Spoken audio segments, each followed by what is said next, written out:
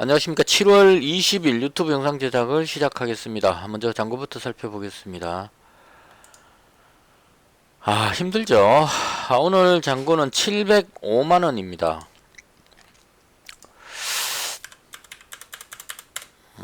조금씩 계속 지금 손실이 발생되고 있는 상황입니다. 오늘도 마이너스 9만원이고요. 좀 많이 불안감을 느끼게 됩니다. 좀 조마조마하게 그렇게 흘러가는데요. 그렇다고 해서 또 현금화를 시키고 가만히 있기에는 또 좀 그럴 정도는 아닌 것 같다 이런 생각이 자꾸 들어서 그래서 지금 계속 매매를 현재 하고 있는 그런 상태입니다. 일단 시장에 대한 개인적인 생각입니다. 지난번에 미증시가 많이 빠졌습니다. 다우가 2% 정도 빠졌고요. 이건 이제 국제유가 하락이라든가 뭐 항공주들 이런 쪽들 하락으로 인해서 다우가 많이 빠졌고요. 나스닥이 1% 정도 빠진 건 좀 긍정적이었다 이렇게 생각이 됩니다. 그래서 이 변이 바이러스 델타 변이가 상당히 많이 확산되고 있는 것 같습니다. 미국도 지금 한 4만 명대 정도 나오는 것 같고요. 미국도 보니까 그 주별로 백신 접종이 좀 많이 안 된 그런 주들도 많이 있는 것 같습니다. 근데 전부 다 마스크를 벗고 일상생활로 돌아가 버리니까 확진자들이 늘어나고 있는 것 같고요. 이스라엘도 1000명대로 본 것 같고 영국에서는 조금 그 혼선이 오는 뉴스가 나왔었는데 그쪽에 그 담당자가 최근에 확진된 사람들이 백신 접종을 2차 접종까지 했는 사람한테서 60% 가까이가 그 감염이 됐다 이렇게 이야기했다가 다시 그거를 그 정정을 했다고 합니다. 그러니까 백신 접종을 안 한 사람들이 60% 걸렸다 뭐 이런 식으로 이야기한 것 같은데 어느 쪽으로 보더라도 백신 접종이 2차 접종까지 하면 과연 안 걸리는 것인가 하는 여기에 지금 좀 의문이 남습니다. 그래서 백신 접종을 하더라도 델타 변이에는 감염되는 것 같은 그런 느낌을 조금 줍니다. 지금 확산되고 있는 걸로 봤을 때 이스라엘 같은 경우에는 지금 거의 대다수가 접종을 했는데도 불구하고 한 뭐 처음에 3명씩 10명 밑으로 나오고 있다가 300명대 나오다가 지금 1000명 가까이 나온다는 얘기는 백신 접종을 했더라도 다시 감염될 수 있다. 이건 이제 그 접종 이후에 시간이 지나면서 약효가 빨리 떨어진다 이런 쪽으로도 볼 수 있을 것 같고요. 그래서 어쨌거나 지금 지난번에 빠진 그 미증시는 델타 변이 확산으로 인해서 세계 경제의 둔화, 이 경기 침체 쪽으로 보게 되는 겁니다. 그래서 이게 지금 상당히 조금 좀 그 뭐라 그럽니까 좀 모호한 상황이 돼 버렸습니다. 그러니까 국채 금리가 금리가 높아지게 되는 뭐 1.5, 1.6 뭐 이렇게 되면 이제 불안감을 느껴서 나스닥이 급락하는 그런 현상이 나오는데요. 거꾸로 돼가지고 1.3 정도 있다가 1.18 정도로 그 확 떨어져 버렸습니다. 거꾸로 내려가 버렸습니다. 그게 내려갔다는 얘기는 물가가 하락해 버린다는 개념이죠. 그러니까 경제가 둔화된다. 그 코로나가 확산되게 되면 그 처음 초창기 때 그 코로나 확산할 때 증시가 폭락할 때 그때 경험으로 그 연상을 하는 것 같아요. 사람들이 소비가 줄어들게 되겠죠. 전부 집에서 가만히 있고 이렇게 되게 되면 그 침체가 돼갖고 경제가 마이너스 성장을 하게 되는 그런 이제 경기 침체가 발생할 가능성이 있다. 그래서 경기 침체는 인플레이션보다 더 무서운 겁니다. 이거 디플레이션은. 그래서 경기 침체가 된다는 얘기는 그 소비가 안 된다는 얘기이기 때문에요. 기업들이 만들어낸 상품들이 소비가 안 되기 때문에 판매가 안 된다. 그럼 이제 기업들이 그 수익성이 떨어진다. 이렇게 되겠죠. 그래서 그걸 코로나가 심해졌을 때 초창기 때 그런 걸 방지하기 위해서 돈을 풀었습니다. 어마어마한 돈을. 미국 같은 경우는 뭐 수백조, 수천조를 뿌렸죠. 그래서 그 우리나라도 마찬가지고 재난지원금을 주고 하는 게 그냥 뭐 그 돈이 없기 때문에 돈 쓰라고 주는 개념이 아니고 사람들이 경제 활동을 정상적으로 못하게 됐을 경우에 소비할 돈이 없죠. 가처분 소득이 없으니까. 그러면 이제 전부 다 그 불확실성 때문에 돈을 안 쓰고 가만히 있으면 경제가 안 돌아간다는 얘기입니다. 소비를 해줘야 그 물건이 팔려야 시장 같은 데도 마찬가지고 뭘 하다못해 뭔가 필요한 것들을 소비를 해줘야 그 돈으로 인해서 경제가 돌아간다는 얘기죠. 그런 관점으로 이제 이게 전 세계에서 우리나라를 상당히 모험적으로 보고 있는 부분 중에도 하나인 것 같습니다. 그래서 그 돈을 그냥 돈으로 주면 사람들이 그 돈 가지고 뭐 투자를 하거나 저축하거나 이렇게 해버리고 안 나온다는 얘기죠. 근데 우리는 상품권으로 줍니다. 그래서 상품권 받아갖고 안 쓸 수가 없죠. 상품권이니까. 그래서 지난번에 그 받으실 때도 상품권으로 많이 받으셨을 건데요. 그래서 이렇게 풀면 그 예를 들어서 뭐 요번에 4차 재난지원금하고 전 국민한테 40만 원씩 상품권으로 쭉 돌리면 40만 원치를 다 써야 되죠. 1인당 40만 원치를. 그럼 그 돈이 시장에 어떻거나 그게 소비를 하기 위해서 시장에 가서 뭘 사든지 마트에 가서 뭐 사든지 편의점에 가서 물건 사든지 뭐 이렇게 해서 소비를 하게 된다 이런 얘기입니다. 그럼 그 소비하는 돈으로 인해서 경기가 침체되지 않고 경제가 돌아간다 이런 관점으로 대응을 한다 이렇게 보시면 될 것 같고요. 제가 경제학 전문가도 아닌데 지금 맞는지 모르겠습니다. 대충 그런 스토리입니다. 그래서 가장 문제가 되는 거는 코로나가 그 재확산되기 때문에 사람들이 이제 경제 활동이 위축될 것이다. 그러면 그 세계 경제가 둔화될 것이다. 이렇게 되니까 이제 그 항공주라든가 이런 부분들이 사람들이 그 코로나 확산되면은 비행기 타고 여행 가고 이런 것들이 이제 줄어들겠죠. 그래서 항공주들이 급락하고 생산이 줄어들기 때문에 국제유가가 하락하고 기름이 남아돈다 이런 개념으로 국제유가가 하락하고 그렇게 하는 걸로 해서 다우지수가 많이 빠졌고요. 2%면 근래 보기 드물게 많이 빠진 것이라고 봅니다. 빠졌고 그 제가 나스닥이 긍정적이었다고 말씀드리는 거는 이거 조금 양면성이 있는 것 같아요.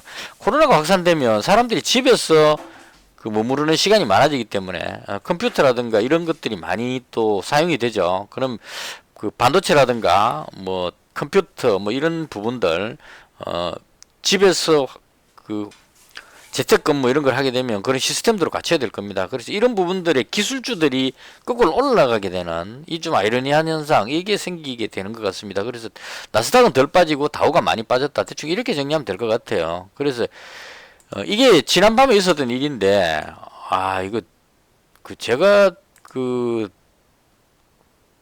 방송하면서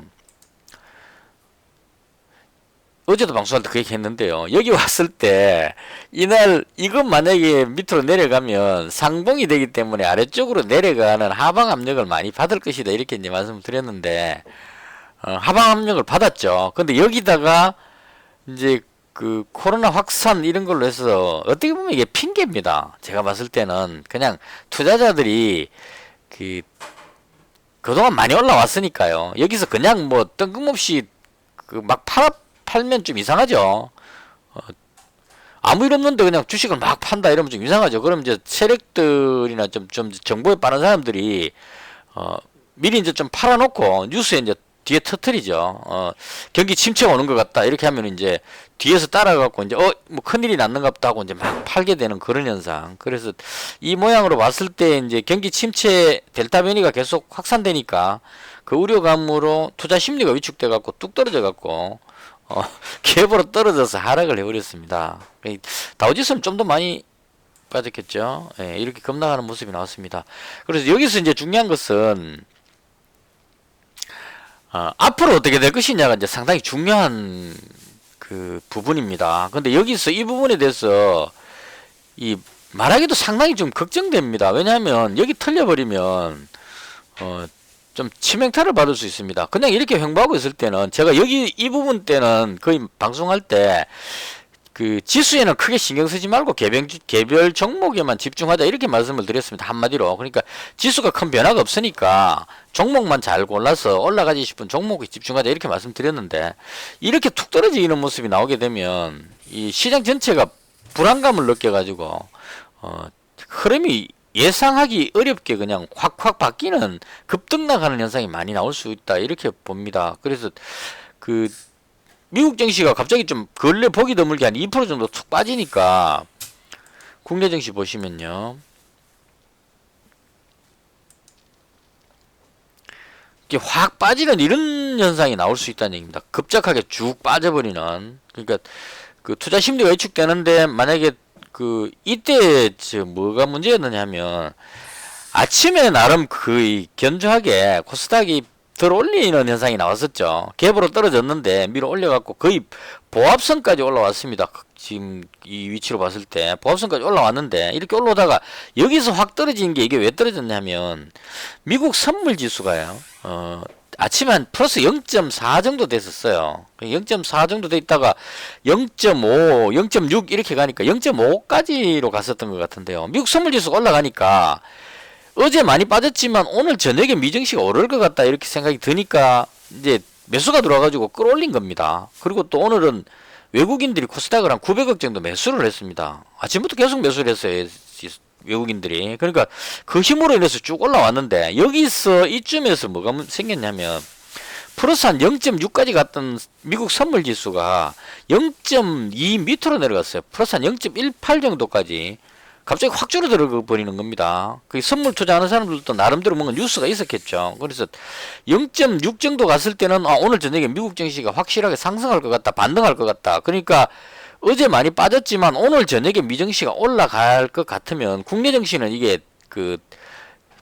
이 역방향으로 가는 경우가 있습니다. 그러니까 어제 미증시가 많이 빠졌으니까 오늘 우리 증시도 따라서 빠져야지, 키 맞추기라서 빠져야지 이렇게 생각하는 게 아니고요. 우리나라 투자하는 사람들은 오늘 저녁에 미증시가 어떻게 될지를 예상을 하고 배팅을 합니다, 항상. 그래서 그게 중요하거든요. 그러니까 어제 미증시가 빠졌기 때문에 그 불안감으로 해서 갭 하락으로 떨어졌는데 미국 선물 지수가 올라가니까 오늘 저녁에 미증시가 오르는갑다. 이게 뭐 조금 오르면은 그 영향을 안 받는데 플러스 한 0.6까지 올라가면 확실히 올라가는 느낌이 들거든요. 그래서 그렇게 되니까 끌어올리는 모습이 나왔다는 얘기입니다. 나왔는데 이게 플러스 0.6에서 0.2 아래로 그냥 0.18 이렇게 확 줄어드니까 역시나 무슨 악재가 계속 존재를 하는 것 같다. 이렇게 되니까 그냥 쭉 흘러내려 버리는 겁니다. 순식간에 쫙 빠져버리죠.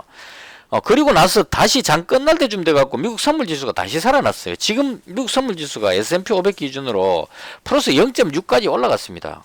다시 되돌아 올라갔다는 얘기죠. 그러니까 오늘 저녁에 미증시 오를 것 같은 생각이 다시 드니까 들어올려가지고 끌어올리면서 끝이 났다. 이렇게 보시면 될 것 같아요. 그래서 이런 현상은 이제 그 투자자들이 심리적으로 상당히 그 불안감을 느끼기 때문에 이 급등락이 심하게 나온다고 봅니다. 그래서 오르고 내리고를 판단하기가 상당히 좀 어렵고요. 그래서는 오늘 그 생각보다 좀 적게 빠졌어요.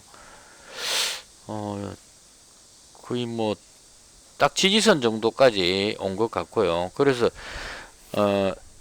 이 외국인하고 기관들이 많이 팔아버렸기 때문에 추가로 이 상황에서 더 팔만한 게 잘 없다 이런 생각도 좀 있고, 그 가장 근본적으로 봤을 때 저는 이 부분이 그 개인적으로 그렇게 큰 악재는 아니라고 보는 편입니다. 그러니까 제가 어제 방송할 때 뭘 걱정했느냐 하면 그 인플레이션 걱정을 했거든요. 물가가 너무 높아져 가지고 연준에서 금리 인상을 하는 게 가장 큰 악재라고 생각을 했습니다. 그러니까 인플레이션 되는 게 걱정돼 가지고 인플레이션 쪽으로 우려감이 생기면 나스닥이 떨어지거든요, 기술주가. 그래서 그 연준에서 금리 인상을 하면 어떻게 할까 하는 이 걱정이 된다고 말씀을 드리고, 그것 때문에 증시가 내려올 것 같다 이렇게 했는데, 지난밤에 미증시는 거꾸로 그 디플레이션 우려감으로 경기가 침체될 것 같다는 우려감으로 떨어져 버렸거든요. 그럼 이건 역으로 해석을 굳이 하자면 경제가 둔화된다는 얘기는 그 소비가 안 되기 때문에 물가가 떨어진다는 얘기죠. 그럼 연준에서 금리를 인상할 이유가 없어져 버리게 되는 겁니다. 그러니까 긴축을 할 필요가 없고 오히려 돈을 더 풀어야 되는 그런 상황이 되어 버렸죠. 그러니까 코로나가 처음에 심해졌을 때 소비가 전부 다 이 봉쇄 조치가 되니까 소비가 일어나지 않으니까 그 소비 심리가 위축돼 가지고 증시가 급락을 했었습니다. 초창기 때 처음 그 코로나가 처음 겪어졌을 때 도무지 방어가 안 되니까 도시를 봉쇄해 버리는 방식으로 갔었죠. 그러니까 급락해 버렸는데 그다음 여기서 이제 돈을 풀기 시작했죠. 그 위기가 왔기 때문에 소비를 일자리가 다 없어져서 집에 가만히 있으니까 굶어 죽는 상황이 생기니까 사람들한테 돈을 뿌린 겁니다. 돈 뿌리니까 돈의 힘으로 이게 증시가 올라간 겁니다. 그리고 올라가고 나서 그 다음에 봉쇄 조치를 하나둘씩 푸니까 이때 그 위축됐던 소비가 다시 되살아나면서 지금 그보다 더 튀어오르게 된 거죠. 그러니까 이걸 제가 길게 이렇게 계속 그 말 잘하지도 못하면서 이렇게 말하고 있는 게 맞는지는 잘 모르겠습니다. 근데 일단은 그 대충 스토리가 이거 지금 저 안 나오는데요. 주봉으로 봐야 되나요? 이때죠. 이게 2020년 3월 달쯤에 급락할 때입니다.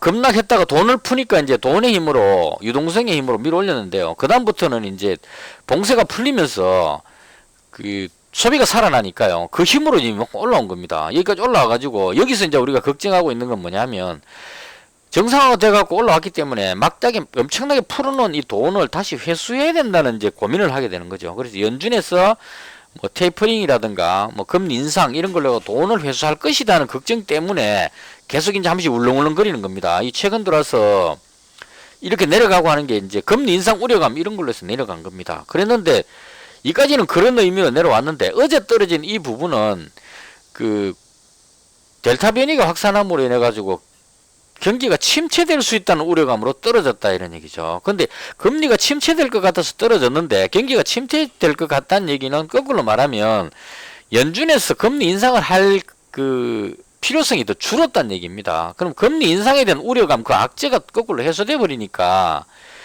그렇게 심각한 침체, 그러니까 뭐 완전히 그 대공황 때처럼 사람들이 소비를 안 하고 그냥 그 완전 침체되는 이런 그 경제학에서 주로 말하는 디플레이션 상황만 아니라면, 코로나 확산으로 인해서 일시적인 소비가 위축되는 것은 큰 악재가 아닐 수 있다는 얘기죠. 왜냐하면 한번 경험해 봤기 때문에. 우리가 이때 그 도시를 봉쇄해 가지고 소비가 급격히 줄어들어서 떨어졌는 이 경험을 경험해 봤기 때문에, 다시 그 코로나가 확산되더라도 그걸 그 봉쇄 조치를 해 가지고 그 코로나를 막기 위해서 봉쇄 조치를 취하지는 않을 거라는 거죠. 그리고 사람들도 이제는 뭐 코로나 걸리더라도 나는 활동하겠다 이렇게 되죠. 코로나 때문에 봉쇄 조치를 하면은 사람들이 시위를 해버립니다. 봉쇄 조치 풀라고. 그리고 영국 같은 경우에는 확진자가 막 늘어나는데, 그래도 그 규제해놨던, 제재해놨던 부분을 다 풀어버립니다. 지금 오늘부터인가 풀었을 거예요 아마. 그러니까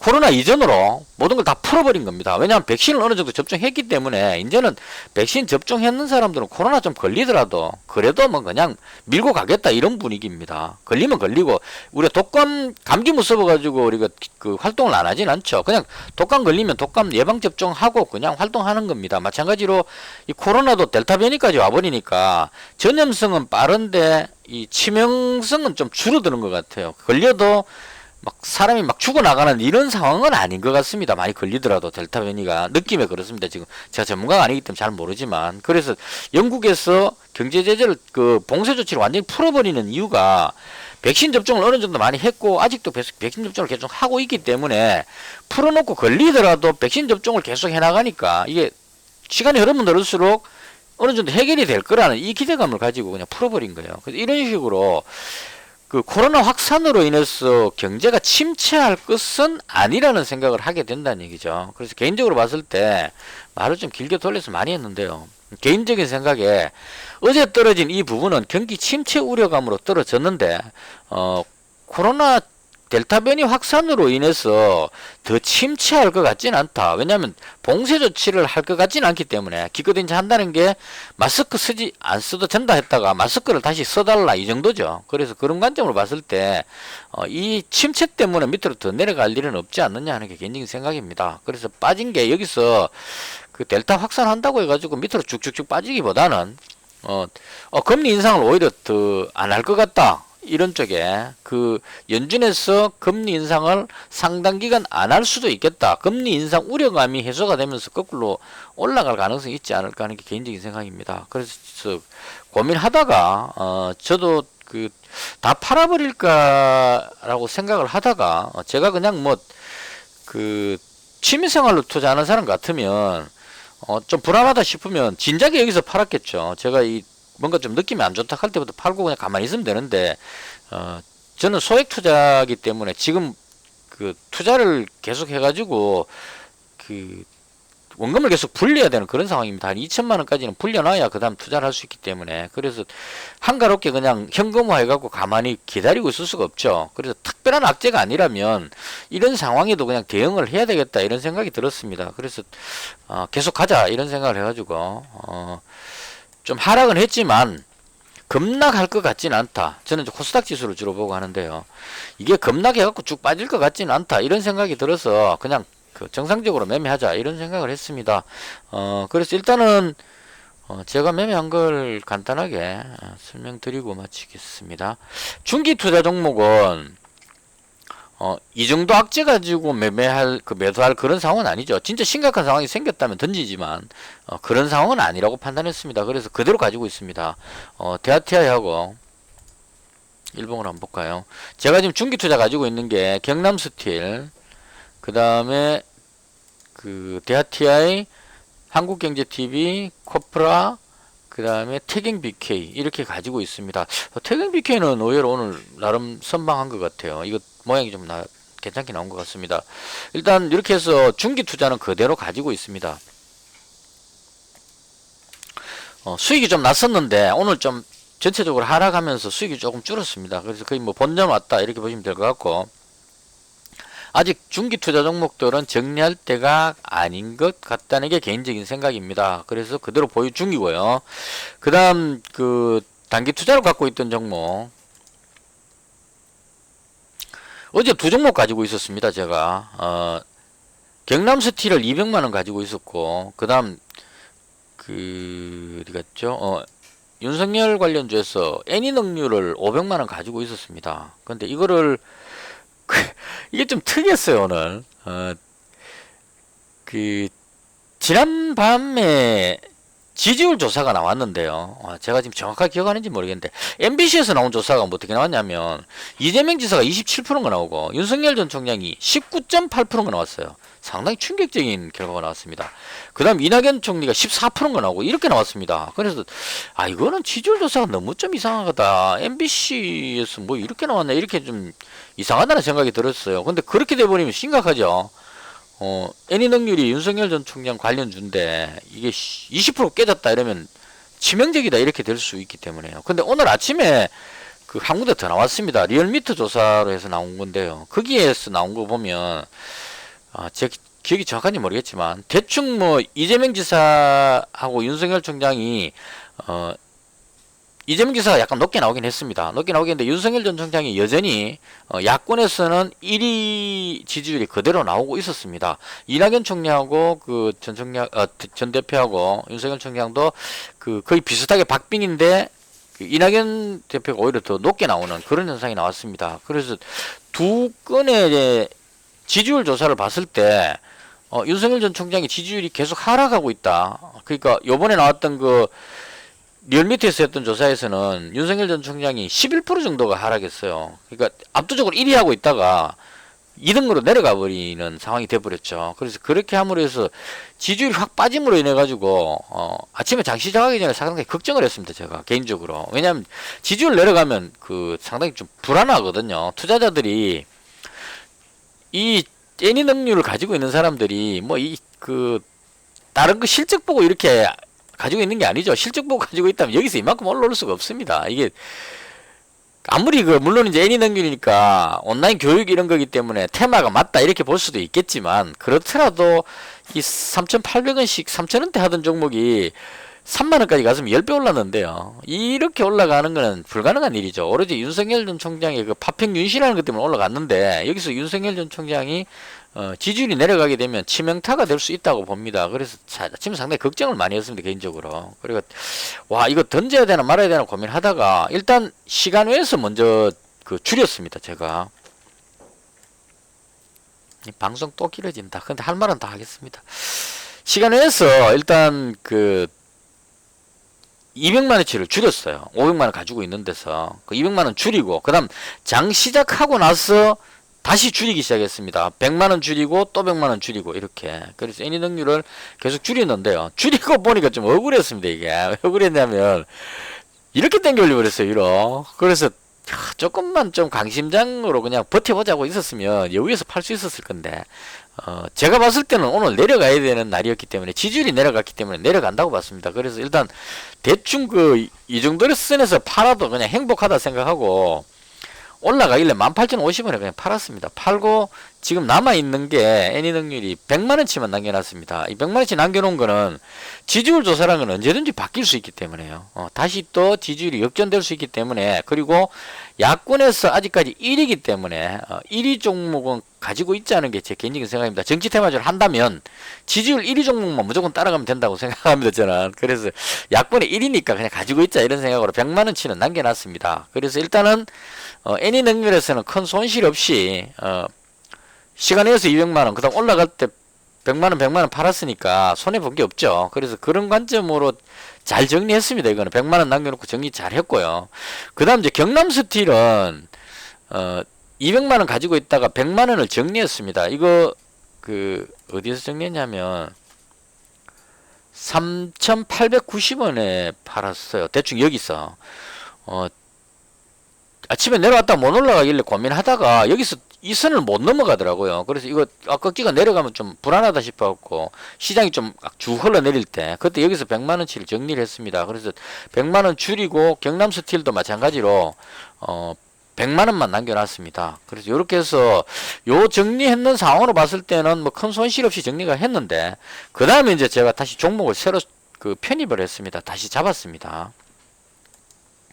나눠서 매매했기 때문에 이게 여러 번 한 것 같지만 실제로 같은 종목을 분할 매수, 분할 매도했기 때문에 이게 많아 보이는 것 뿐입니다. 그래서 뭘 했느냐 하면 신규로 편입한 종목을 왜 잡았느냐 하는 부분인데요. 일단 시젠을 잡았습니다. 시젠 100만원치 잡았는데요. 이제 어느 정도 올라오고 잡았는데 이게 못 밀어올리고 지금 잠깐 밀려서 끝나갖고 거의 뭐 매수하는 금액 근처 정도 됩니다. 시젠을 100만원치 잡았고요. 그 다음 엑세스바이오를 또 100만원치 잡았습니다. 요것도 거의 뭐 보합권에서 시젠하고 엑세스바이오 거의 잡았고요. 그 다음 개인적으로 제가 휴마시스를 좋아하기 때문에 휴마시스를 잡았는데요. 얘는 잡고 나서 좀 밀렸습니다. 제일 먼저 휴마시스 잡고 엑세스바이오 잡고 시젠 잡았는데 결과적으로 오늘은 시젠이 가장 높았어요. 가장 강했고, 그 다음 엑세스바이오였고 휴마시스는 의외로 조금 약했습니다. 이게 아마도 이게 문제가 된 것 같아요. 자가진단 키트인데 우리나라에서 지금 이상한 여론이 형성이 되고 있습니다. 제가 좀 이해가 안 되는 부분인데요. 확진자가 최근에 많이 늘어난 것이 자가진단 키트 때문에 그랬을 수도 있다, 이렇게 분석이 나온 겁니다. 정부 쪽에서 그렇게 나온 것 같아요. 이건 제가 봤을 때는 확진자가 확 불어나는 게 자가진단 키트 때문인데 이건 말도 안 되는 소리인데, 제 추측에 방역 잘못해서 그렇게 됐다고 말하고 싶지를 않았던 것 같아요. 뭔가 핑계거리를 찾아야 되겠는데 마땅한 핑계거리를 못 찾은 것 같아요. 확진자가 1,500명까지 가버리니까 와, 이거 뭔가 방역 실패했다고 말은 죽어도 하기 싫고 뭔가 핑계거리 찾아야 되겠는데 막 찾다가 지금 억지로 찾은 게 제가 봤을 때 자가진단 키트를 두드려 엉뚱하게 얻어맞은 것 같아요. 그래서 자가진단 키트 때문이라고 말하는 주장의 논리는 뭐냐면, 사람들이 코로나 이상 증상이 생겨가지고 자가진단 키트를 검사했을 때 이 자가진단 키트의 최대 단점이 걸렸는 사람 찾아내는 민감도는 90몇 프로가 된답니다. 그러니까 코로나 걸린 사람이 걸렸는 부분에 대한 거는 잘 찾아내는데, 아닌가요? 민감도하고 뭐가 있는데, 두 가지가 있는데, 좌우지간 결론만 말하자면 걸린 사람이 검사했을 때 무증상으로, 그러니까 안 걸린 걸로 나올 수 있다, 이런 얘기예요. 이게 초창기 때, 그러니까 이 코로나 균이 일반 PCR 검사는 코 깊숙이 넣어갖고 채취한 다음에 이걸 증폭시킨다 그러죠. 증폭시키면 균이 조금만 있더라도 증폭돼갖고 이게 이제 발견이 된다는 얘기입니다. 그래서 확진자를 찾아내는데, 자가진단 키트는 코 가까이 이래 넣어가지고 증폭을 안 시키고 바로 하기 때문에 확진돼갖고 이제 균이 많이 있을 때는 초기가 아니고 좀 중기로 흘러갔을 경우에는 거의 100% 찾아내는데, 100% 가까이 찾아내는데요.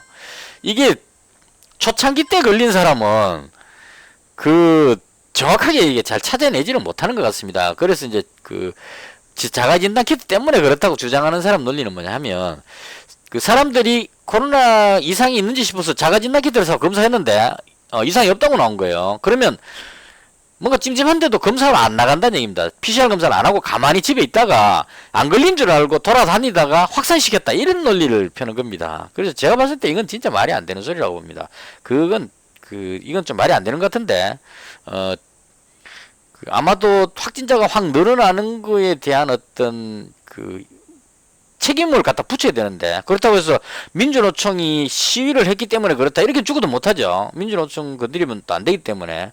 그래서 민주노총 때문에 말도 못하고, 그때 확진자는 늘어났는데 방역 잘못했다 소리는 하기 싫고, 그래서 자가진단 키트 때문에 그런 것 같다. 사람들이 검사 그냥 혼자 세보고 PCR 검사 안 하고 그랬기 때문에 확산돼 버렸다 이렇게 이야기하는 것 같아요. 근데 제가 봤을 때 그것 때문에 그런 건 아닌 것 같고, 델타 변이가 워낙 속도가 빠르기 때문에 우리나라의 K 방역으로 추적하는 시스템보다 확진자가 너무 빨리 번지니까 못 따라잡아서 그렇다 이렇게 봅니다, 저는. 그래서 그런 관점으로 해서 자가진단 키트는 계속 써야 되는 게 맞다고 봅니다. 이게 왜냐하면 워낙 빠르게 확산되고 있기 때문에 모든 사람이 PCR 검사로 다 가게 되면 만사 제쳐놓고 그냥 PCR 검사장이 완전히 어마어마한 줄이 생길 겁니다. 대부분 모든 사람이 다 검사해야 되기 때문에. 그래서 확진자 한 명 걸리면 주변의 사람 다 검사해야 되기 때문에 지금 확진자 숫자가 어마어마하게 불어나기 때문에 그 주변에 예를 들어서 뭐 A라는 빌딩에 한 명 걸리면 그 빌딩 사람 다 검사를 해야 되듯이 이렇게 하기 때문에 한 1,500명 넘어가서 2,000명 나와버리면 검사해야 될 사람 숫자가 몇만 명이 돼버린다는 얘기입니다. 이 몇만 명이 PCR 검사로 다 못 간다는 얘기예요. 그리고 그 검사로 가면 줄 서 있다가 다 옮아버릴 수도 있다 이런 얘기입니다. 그래서 정확도는 좀 떨어지더라도 집에서 좀 이상한 의심 있는 사람들이 해갖고 한 명이라도 더 찾아내는 게 지금 중요한 지금 상황이다. 특히나 뭐 노래방 도우미부터 해갖고 뭐 유흥업소 여러 가지 자영업 하시는 장사하시는 분들 이런 분들께 있는 어쩔 수 없이 일해야만 하는 이런 택배 종사업자 이런 사람들은 자가진단 키트가 필수라고 봅니다. 그래서 이걸 핑계 잡는 거는 좀 아니라고 보는데요. 결과적으로 그 뉴스 나오고 나서 휴마시스가 힘없이 밀리는 것 같아요. 그전에는 대장이었습니다. 얘가 휴마시스가 대장이었고, 더군다나 어제는 베트남에 230억 공급 계약 뉴스도 나왔습니다. 그럼에도 불구하고 밀렸고, 오늘은 보시면 CJN이 3.4% 올라갔죠. 그 다음 엑세스바이오도 올라갔습니다. 올라가고 있는데 그 전에 대장이었던 종목이 거꾸로 내려갔습니다. 이건 아마도 자가진단 키트 때문에 확산됐다는 이 뉴스에 영향을 받은 것이 아닌가라고 개인적으로 생각을 합니다. 근데 그럼에도 불구하고 휴마시스를 잡은 이유는 자가진단 키트는 꼭 써야 한다고 생각합니다. 저는 왜냐하면 독일이 지금 확진자 숫자가 1000명 밑으로 내려가 있어요. 그냥 700명 정도밖에 안 나오는데 백신 접종도 많이 했고 우리나라 자가진단 키트가 휴마시스나 이 SD 바이오센스 이쪽에서 독일로 수출을 많이 하고 있습니다. 독일에서 나름대로 기술력 있다는 나라에서 우리나라의 휴마시스 제품을 갖다 쓴다는 얘기죠. 다른 자가진단 키트도 쓰고 있고 방역하는 데 필수적이라고 생각한다는 얘기입니다. 거기서는 학생들도 쓰고 있고 모두가 쓰고 있다는 얘기예요. 근데 우리나라는 유별나게 자가진단 키트를 쓰면 검사하고 나서 걸렸는 사람들이 PCR 검사를 안 하기 때문에 그렇게 하면 안 좋다고 자꾸 이야기해버리니까 자가진단 키트를 쓰면 안 된다 쪽으로 인식이 자꾸 바뀌고 있는 겁니다. 적극적으로 그냥 자기 돈 주고 사가 쓰는데 사가 나눠주지는 못하더라도 근데 적극적으로 검사하라 이래도 시원찮을 판에 자가진단 키트 검사를 하기 때문에 확진자가 늘어난다는 이런 식의 뉴스가 나오고 있기 때문에 이건 뭔가 잘못됐다 이렇게 생각합니다. 근데 그럼에도 불구하고 제가 이 종목을 산 이유는 오늘이 화요일이기 때문에 그렇습니다. 지금 확진자 숫자가 오늘 1278명 나왔는데요. 현재 시간 어제보다 한 100명 정도 87명이 더 나오고 있죠. 그래서 통상적으로 보면 수요일날 확진자 숫자가 가장 많이 나오기 때문에 개인적으로 내일은 1500명을 넘기지 않을까, 때에 따라서는 한 2000명 가까이도 갈 수 있지 않을까 하는 게 개인적인 생각입니다. 그렇게 생각하는 이유는 물론 틀릴 수도 있겠지만 그렇게 생각하는 이유는 가장 염려스러운 게 이 부분입니다. 제가 살고 있는 부산이 지금 거의 100명에 도달했다는 얘기예요. 이게 서울의 확진자 숫자 나오고 있는 이 부분을 따라가고 있는 거죠. 휴가철이 닥치니까 특히나 서울 같은 곳에 거리두기 4단계 최고치를 옮겨갖고 봉쇄를 시켜버리니까 2명 이상 못 가죠. 그렇게 되니까 술 한잔 하고 싶은 사람들, 놀고 싶은 사람들이 전부 다 보따리 사갖고 바닷가로 가자고 이제 이렇게 부산이나 인천이나 이쪽으로 움직이는 것 같아요. 그러니까 이 충청권하고 부산, 인천 이런 쪽으로 경남도 마찬가지고 이런 쪽으로 해서 확진자가 전국적으로 이렇게 번지는 느낌이 듭니다. 그래서 이렇게 가게 되면 우리나라의 가장 큰 지금 현재 문제는 백신이 없다는 겁니다. 백신이. 지금 막 들어가지고 빠르게 접종을 막 해나가야 됩니다. 그래야 백신 2차 접종까지 하는 사람들이 확 늘어나야 영국처럼, 영국은 백신 접종을 빠르게 하고 있기 때문에 코로나가 델타 변이가 확산되는 게 눈에 보이더라도 그냥 다 풀어버려도 백신 접종 계속하면 이게 어느 정도 균형이 맞춰진다는 얘기죠. 접종이 계속 해나가면 그렇게 해서 이제 맞춰지니까 괜찮다 이렇게 되는데, 우리는 지금 한 달 정도의 공백이 생겨가지고 한 달 동안 그 백신 접종이 안 되고 있기 때문에 확진자가 한 달 정도 확 퍼질 수 있는 그런 위험에 노출돼 있다 이렇게 봅니다. 그래서 물론 그렇게 되면 안 좋고 안 그랬으면 좋겠습니다. 저도 확진자가 확 줄어가지고 그 코로나가 사라졌으면 좋긴 하겠습니다. 그런데 그렇지만 현재 늘어나고 있는 추세가 당분간은 늘어날 것 같다. 그래서 확진자가 한 1,500명이 넘어가면 진단키트 쪽이 괜찮지 않을까 싶어가지고 일단 어느 쪽 종목이 대장으로 갈지 모르겠어요. 원래는 휴마시스가 대장이었기 때문에 옛날 같으면 얘를 잡았을 건데 지금 하도 그 정부 측에서 자가진단키트 때문에 확진자가 늘었다는 이상한 논리를 펴버리는 바람에 다른 거 올라가는데 얘가 내려가는 이상현상이 발생을 했습니다. 그래서 어느 거 올라갈지 잘 모르겠으니까 세 종목을 다 샀습니다. 100만원씩. 휴마시스 100, 엑세스바이오 100, 시젠 100 이렇게. 엑세스바이오를 잡은 이유는 이 미국의 확진자가 4만 명을 돌파했기 때문에 엑세스바이오는 미국 쪽에 많이 판매가 되고 있죠. 그래서 이게 계속 번진다면 엑세스바이오가 다시 한 번 더 고점 쪽으로 올라가지 않겠느냐 이런 관점으로. 시젠은 솔직히 제가 잘 모르는 종목인데 워낙 비싸가지고요. 근데 오늘 제가 강해 보였기 때문에 대장인갑다 싶어서 그냥 잡았습니다. 이렇게 해서 세 종목을 잡았고요. 그 다음 이제 한 종목을 잡았는데 시너지 이노베이션을 잡았습니다. 이거 그냥 제 개인적으로 그 매수할 때의 제 생각을 그냥 말씀드리는 것 뿐입니다. 그러니까 이 맞다가 아니고 그냥 참고만 하셨으면 좋겠습니다. 이 종목을 잡은 이유는 그 시장이 혼란스러울 때 대선 테마주들이 움직일 가능성이 가장 높다 이렇게 봅니다. 근데 지금 상당히 헤매고 있습니다. 지금 누가 올라가야 될지 잘 모르는 것 같아요. 왜 그러냐면 여권에서는 이재명 지사하고 이낙연 전 대표가 박빙으로 엎치락뒤치락 하기 때문에 어느 쪽으로 가야 될지 몰라가지고 동신건설이 어제 좀 빠져버렸는데 올라가려고 하니까 이게 좀 불안합니다. 바지 이야기도 있고 막 그러고 불안하고, 그다음 그 이낙연 총리 쪽으로 가려 그러니까 이게 또 지지율이 현재 이재명 지사가 제일 높거든요. 그러니까 이게 또 못 따라잡으면 어떻게 하는가 이런 고민을 해가지고 왔다 갔다 하는 것 같습니다. 그래서 고민하다가 제가 지금 야권에는 그 잡았거든요. 그러니까 윤석열 전 총장 관련주로 100만원 잡고 있고, 그 다음 이제 국민의힘에서 가장 유력한 주자를 홍준표 대표라고 봅니다. 그래서 홍준표 의원, 그래서 경남스틸을 잡았습니다. 이건 왜 그러냐면 윤석열 전 총장이 오늘 했는 그 방송에 나온 내용 중에 뭐가 있었냐면, 지금 당장 국민의힘에 합당해야 되는 것은 아니다는 논리를 폈습니다. 그게 무슨 말이냐면 국민의힘에 꼭 합당해야만 단일화가 되는 것은 아니다. 그러니까 합당 안 하고 바깥에서 있다가 그 안철수 대표하고 오세훈 시장하고 그 경선할 때처럼 밖에 있다가 국민의힘에서 다 끝나고 나서 경선해갖고 한 명 뽑아갖고 그 중에 한 명 나오면 그 사람하고 내하고 경선해도 된다. 이게 이제 김종인 전 위원장이 그런 말을 했었죠. 윤석열 대표가 지금 들어가지는 않을 것 같다. 한 11월쯤에 들어가도 된다. 이렇게 얘기했습니다. 나라도 그렇게 하겠다. 이렇게 얘기했기 때문에. 왜 그게 맞냐면 지금 들어가면 그 국민의힘의 어떤 지지 세력도 없고 혼자서 맨땅 헤딩하는 거죠. 들어가고 거기서 그 경쟁을 해야 됩니다. 그러면 그 토론 과정에서 또 여러 가지 이야기들 막 나오고 이러면 그 손상을 많이 입죠. 그래서 그런 부분들로 인해서 안 좋을 수 있기 때문에 차라리 안 들어가고 밖에 있으면 그 데미지를 덜 먹습니다. 그냥 가만히 있다가 나중에 국민의힘에서 한 명 나오면 그 사람하고 경선해갖고 최종적으로 이제 예선은 그냥 건너뛰고 결선에서 한번 붙자 이렇게 할 수 있다는 얘기죠. 그렇게 하기 위해서 가장 핵심적인 것은 지지율만 계속 야권에서 좀 앞서는 지지율만 계속 유지되면 굳이 들어갈 필요가 없다는 얘기입니다. 최재형 전 감사원장은 들어간 이유가 지지율이 바닥이기 때문에 그냥 밖에 그냥 혼자 있으면 존재감이 없기 때문에 들어간 거고, 윤석열 전 총장은 지지율이 현재 1위기 때문에 굳이 국민의힘에 들어갈 필요가 없다. 그래서 아마도 당분간은 안 들어갈 것 같다. 그래서 야권의 지지율 1위니까 윤석열 전 총장 관련주를 매수를 한 거고, 그다음 홍준표 의원 종목을 잡은 이유는 국민의힘에서 어쨌거나 경선을 하게 될 것 같습니다. 그럼 경선했을 때 국민의힘에서 가장 강력한 대권 후보가 누구냐라고 생각했을 때 개인적으로 홍준표 의원이 가장 강력하지 않을까. 왜냐하면 이미 검증됐기 때문에. 최재형 전 감사원장은 아직 검증이 하나도 안 됐습니다. 앞으로 또 여권에서 잘하죠, 이 사람들은. 옛날에 MB 아바타가 아닙니다부터 해서 줄리까지 해가지고 나오는 거 보면 대단한 능력을 가졌습니다. 이게 그냥 어떤 단점을 찾아내는 능력이 대단한 게 아니고 찾아낸 단점을 퍼뜨리는데 대단한 능력이 있습니다.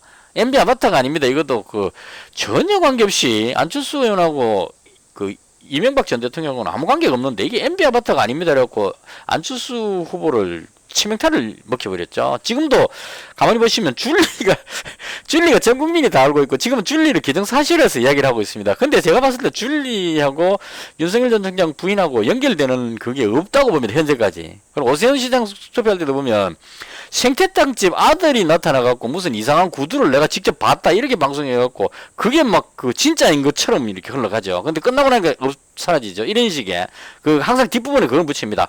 내가 확실히 보긴 했는데 오래된 일이라서 정확하게 기억은 안 난다. 이렇게 뒤에다가 딱 붙이죠. 그럼 법적으로 걸리질 않습니다. 내 기억이 잘못됐는가 보다 하면 끝이죠. 이런 식으로 이제 한다는 얘기죠. 그래서 이런 게 튀어나기 때문에 최재형 전 감사원장도 아마 제가 뉴스는 안 봤지만 저쪽에서 다 준비해놨을 겁니다.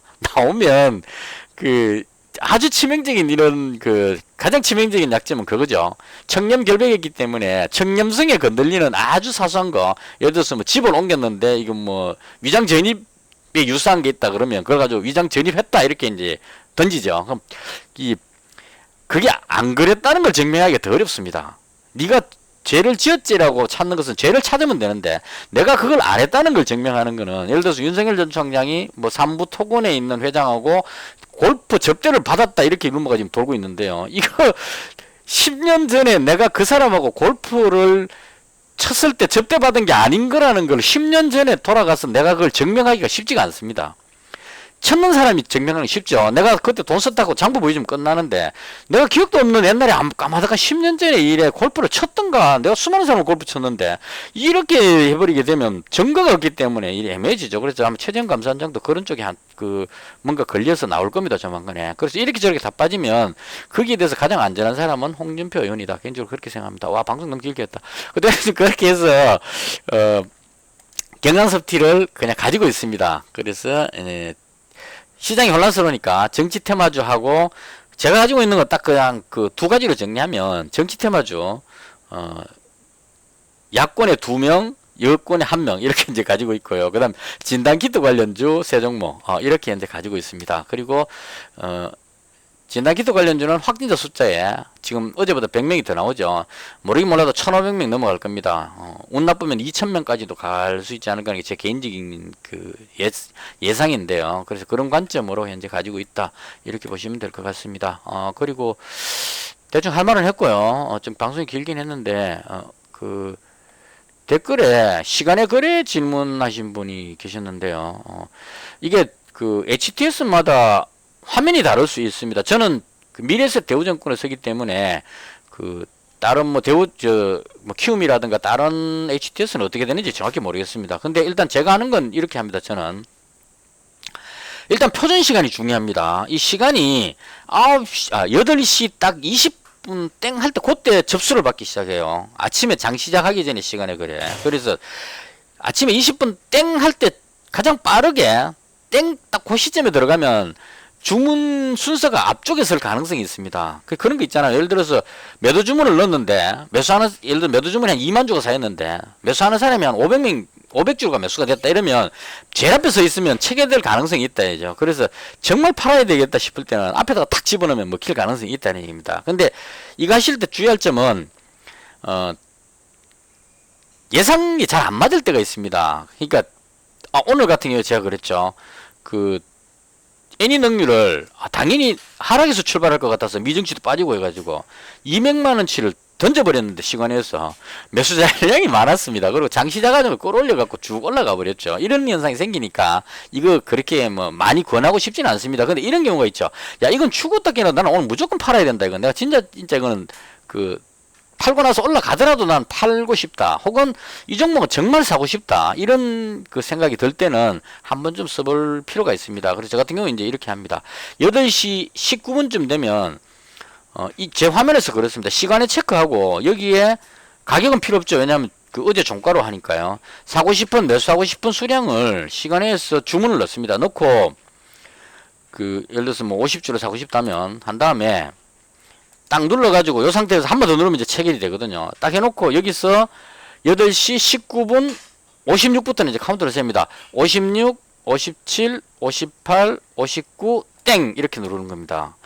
이거 지금은 아니기 때문에 이제 이 에러가 뜨는데요. 이렇게 딱 하면 앞쪽에 탁 들어가는 경우가 생깁니다. 그래서 이건 질문하셨기 때문에 저는 일단 그렇게 한다. 이렇게 설명을 드렸습니다. 대충 이렇게 해서 오늘도 좀 방송이 길긴 했는데요. 그냥 하고 싶은 이야기들 다 했습니다. 기타 궁금한 사항 있으시면 댓글 남겨주시고요. 이것을 해서 제 영상을 모두 마치겠습니다. 시청해주셔서 대단히 감사합니다.